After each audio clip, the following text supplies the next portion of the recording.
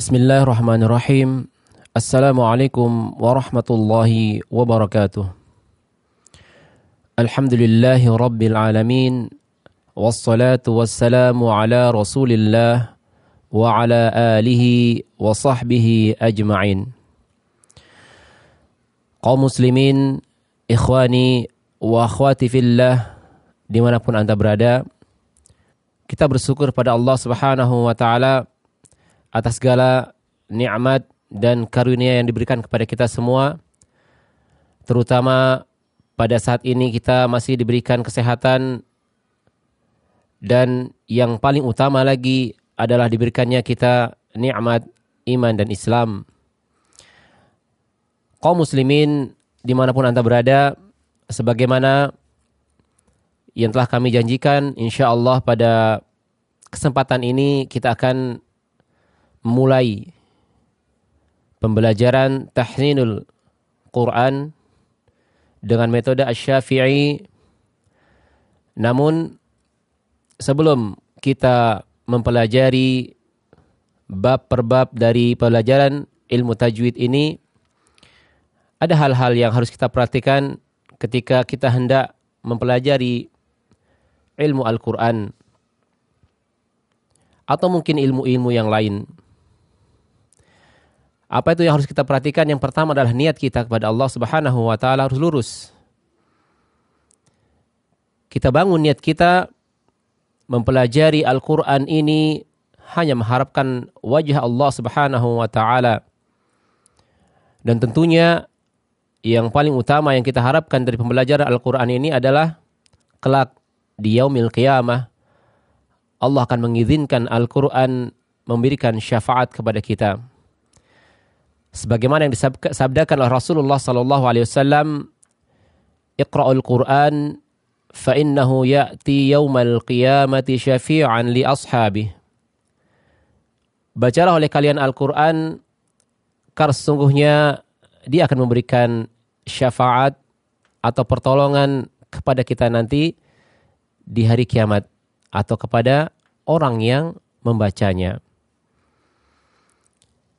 Karena niat ini menentukan diterima atau tidaknya sebuah amalan. Rasulullah SAW bersabda, "Innamal a'malu binniyat wa innama likulli imri'in ma nawa." Sesungguhnya segala sesuatu itu tergantung daripada niat, dan kita akan mendapatkan sesuai dengan apa yang kita niatkan. Kemudian yang kedua, setelah kita meluruskan niat kita belajar Al-Quran karena Allah Subhanahu wa ta'ala, yang harus kita perhatikan yang kedua adalah kita bersungguh-sungguh meniti pelajaran demi pelajaran yang akan kita hadapi atau yang akan kita pelajari di metode ini. Tanpa kesungguhan, maka apapun yang kita lakukan akan mustahil mendapatkan keberhasilan. Dan Al-Quran ini adalah ilmu yang paling bermanfaat yang harus kita kejar, yang harus kita jadikan tujuan atau keinginan kita yang utama untuk memulai sebuah pelajaran di dalam ilmu agama kita. Rasulullah SAW bersabda, "Ikhris ala ya." Rasulullah SAW bersabda, "Ikhris ala ma yanfa'uka wasta'in billah wala ta'jiz." Kejarlah atau berusahalah mendapatkan apa yang bermanfaat bagimu. Dan di sini yang dibicarakan adalah apa yang bermanfaat bagi kita untuk kehidupan kita di akhirat kelak. Bukan untuk kehidupan kita di dunia semata, tapi apa yang bermanfaat bagi kita nanti di akhirat ketika kita membutuhkan pertolongan, di mana tidak ada pertolongan selain pertolongan Allah di sana.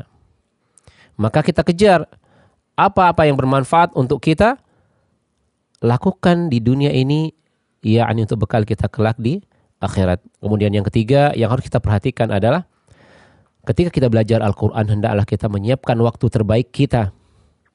Kita meluangkan waktu kita untuk belajar. Bukan malah sebaliknya, mencari waktu luang untuk belajar Al-Quran. Waliyadzubillah. Janganlah kita memberikan sisa-sisa waktu kita untuk Allah Subhanahu wa Ta'ala. Jangan kita berikan sisa waktu kita untuk mempelajari hal yang sangat mulia dan sangat bermanfaat untuk kehidupan kita baik di dunia maupun di akhirat. Kemudian sebelum kita belajar atau jauh berbicara tentang ilmu Al-Quran atau ilmu tajwid yang akan kita pelajari ini, perlu kami sampaikan bahwa metode ini atau apa yang saya sampaikan nanti berupa video-video yang kita buat, ya, yang pertama tidak memfokuskan kita untuk belajar salah satu metode saja. Pada dasarnya apa yang saya sampaikan nanti adalah ilmu Al-Quran secara umum, sehingga apapun yang antum gunakan nanti mengajar, ketika sudah memahami ilmu Al-Quran yang kita pelajari nanti, maka tafadhol, kita akan bisa mengajarkannya dengan baik. Karena kunci sukses seorang guru ketika mengajarkan Al-Quran atau mengajarkan sesuatu, hendaklah dia memahami materi-materi yang akan diajarkan. Jadi apa yang kita pelajari nanti, ya, bukan hanya mempelajari tentang metode Asy-Syafi'i saja, akan tetapi dia mengarah kepada ilmu Al-Quran secara umum, sehingga siapapun Anda, apapun latar belakang Anda akan bisa, ya, mengajarkan, ya, mendalami materi-materi di dalam ilmu tajwid yang kita akan sajikan nanti.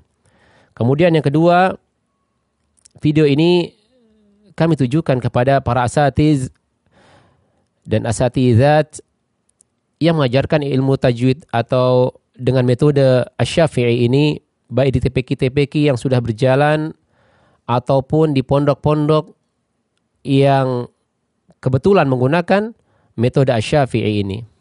Semoga nanti apa yang kita tampilkan atau apa yang kita pelajari di dalam video-video yang akan kita sajikan dapat membantu, paling tidak bisa menyeragamkan metode penyeragaman atau metode pembelajaran kita dalam mempelajari ilmu tajwid dengan metode Asy-Syafi'i ini.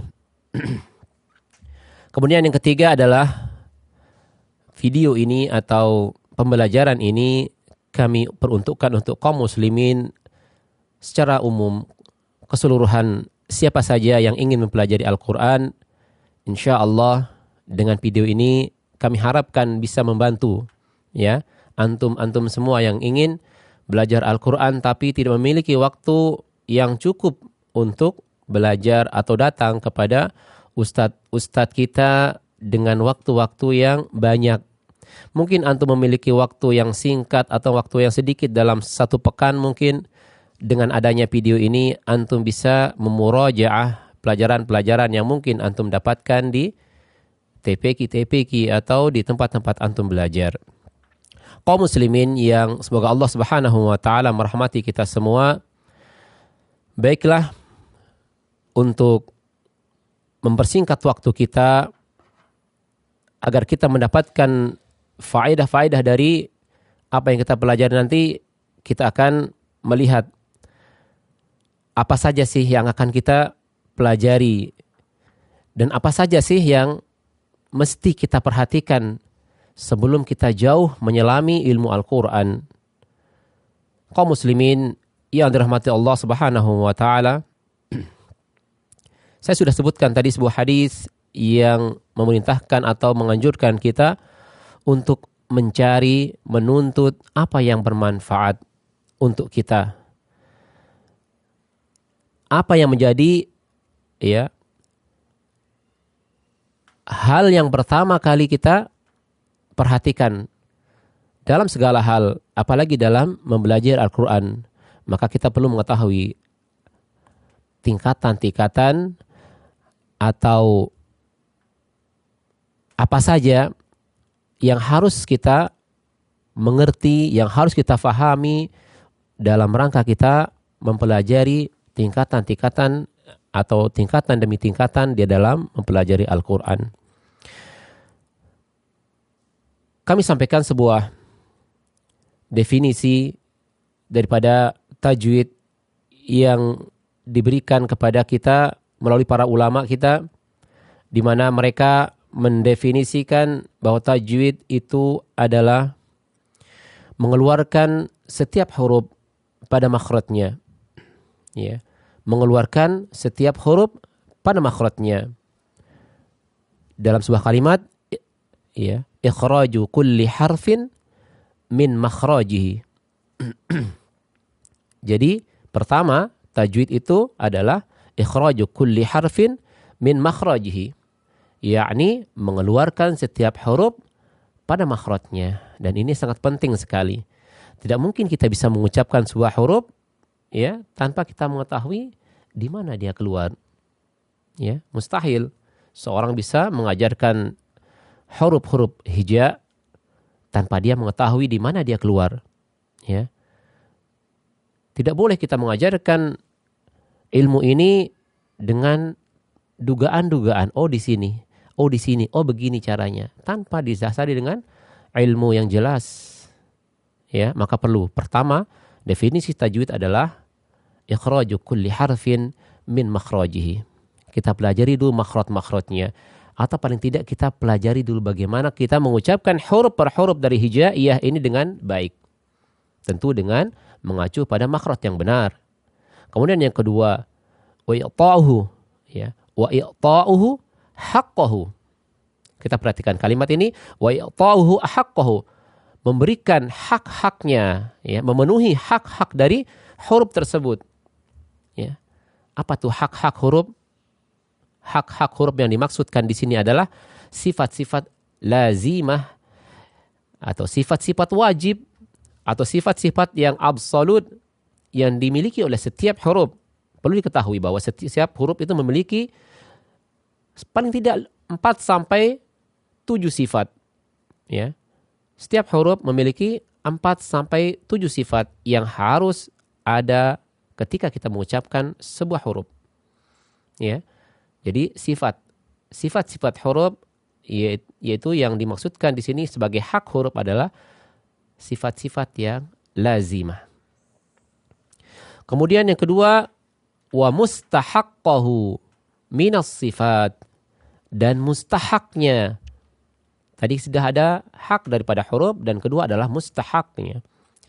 Apa itu mustahak? Mustahak ini biasa juga kita, ya, istilahkan dengan sifat-sifat penghias dari bacaan atau Al-Quran itu. Apa saja itu? Ya, mustahak adalah sifat-sifat aradiyah, sifat-sifat yang datangnya mendatang belakangan karena ada sebab yang menyebabkan dia muncul sifat itu. Contoh seperti izhar halqi, ya, izhar, ya, yang dimiliki oleh huruf nun ketika berhadapan dengan huruf-huruf izhar atau dengan huruf-huruf halqi, ya, sehingga nun sukun atau tanwinnya dibaca menjadi izhar. Ini sebenarnya adalah sifat, tapi sifat yang aradiyah atau sifat penghias, ya. Atau juga misalnya contoh seperti ikhfa, ya, itu adalah sifat huruf, tapi dia merupakan sifat yang tidak tetap pada huruf tersebut. Ya. Atau ada juga iqlab, ada nanti sifat tafkhim atau tarqiq, ya. Ini adalah sifat-sifat yang datangnya ada sebab, ya. Terjadinya karena ada sebab pada huruf tersebut sehingga dia dibaca seperti itu, atau dibaca tafkhim atau tarqiq dan seterusnya. Baiklah, setelah itu, setelah kita mengetahui makhraj, sifatul huruf, kemudian sifat yang absolut maupun yang tidak absolut tadi, aradiyah atau lazimahnya, maka barulah seorang akan bisa mengucapkan huruf-huruf ini dengan baik, insya Allah. Baiklah kaum muslimin yang semoga Allah Subhanahu wa taala merahmati kita semua. Sebelum kita mempelajari semua pelajaran kita dalam pelajaran ilmu atau metode Asy-Syafi'i ini, seperti yang kami pernah jelaskan sebelumnya, metode ini atau Asy-Syafi'i yang kita akan pelajari adalah metode singkat yang di sini diberi judul 16 langkah insya Allah bisa baca Quran. Ya, sekali lagi 16 langkah insya Allah bisa baca Quran. Kok bisa? Singkat sekali.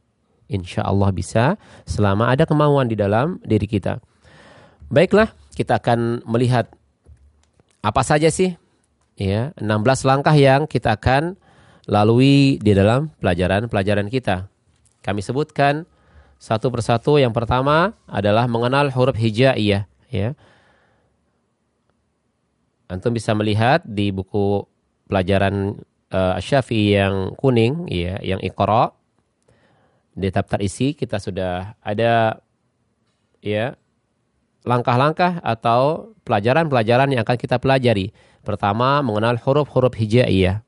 Ya, penting sekali kita mengenal nama-nama daripada huruf-huruf hijaiyah tersebut.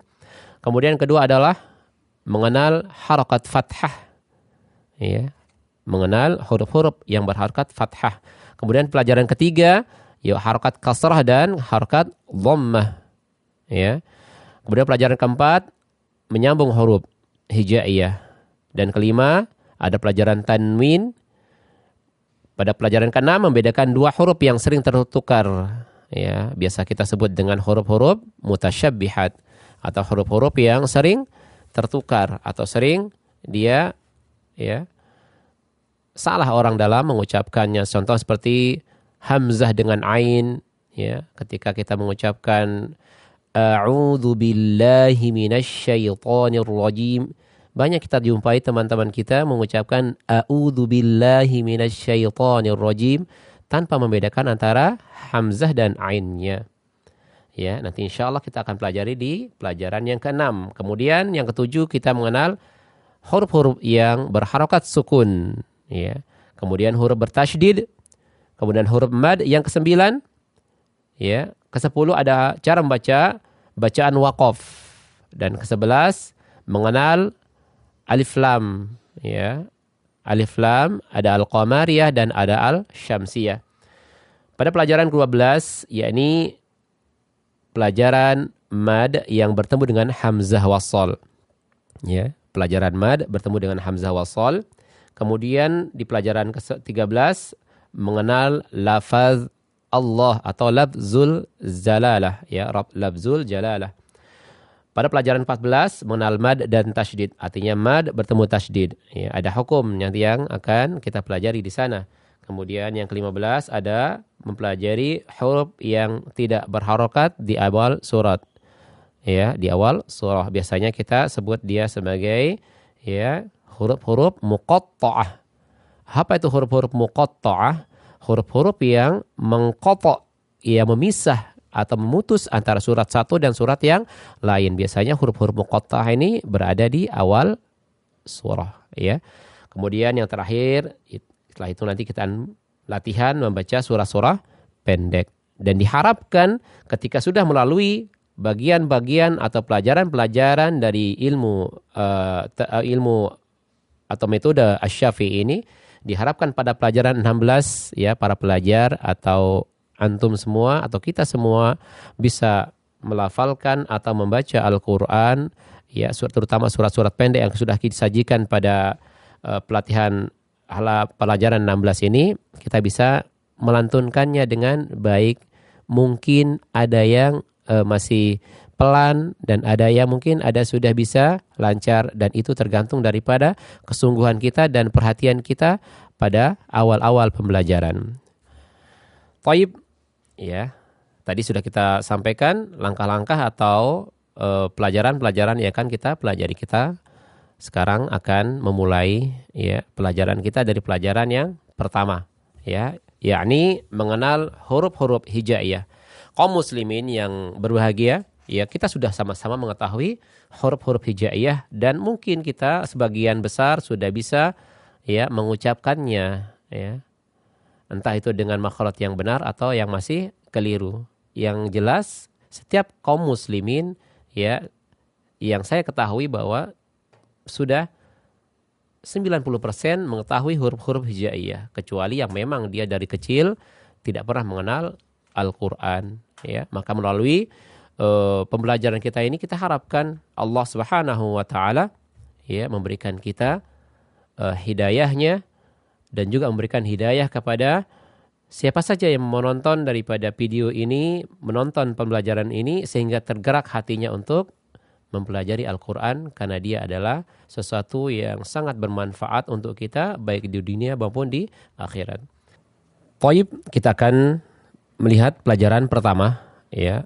Seperti yang kita jelaskan tadi, pada pelajaran pertama ini kita akan mengenal huruf-huruf hijaiyah ya. Sekali lagi, meskipun kita sudah mengenal ya nama-nama huruf hijaiyah, akan tapi banyak sekali ya kaum muslimin ketika mengucapkan atau menyebutkan nama-namanya atau nama-nama dari huruf-huruf hijaiyah ini ya mesti ada kesalahan pengucapan di dalamnya. Maka perlu meskipun kita menyebutkan nama, maka harus kita ucapkan juga dengan sesuai makhraj yang dia miliki.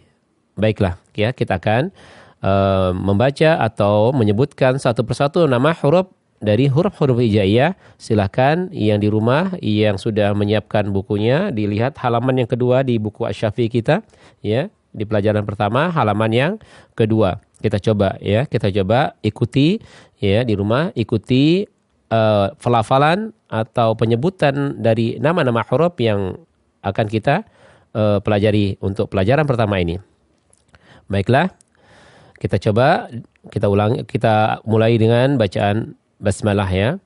Bismillahirrahmanirrahim. Ya. Diikuti alif. Ya. Alif, alif, ba, ba, alif, ba, ta, tha, jim, ya, tha, jim.